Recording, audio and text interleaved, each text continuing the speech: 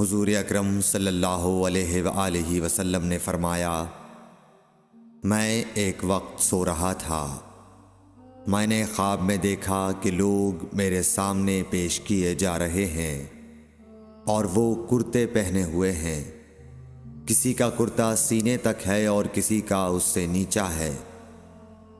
پھر میرے سامنے عمر بن خطاب لائے گئے، ان کے بدن پر جو کرتا تھا اسے وہ گھسیٹ رہے تھے، یعنی ان کا کرتا زمین تک نیچا تھا۔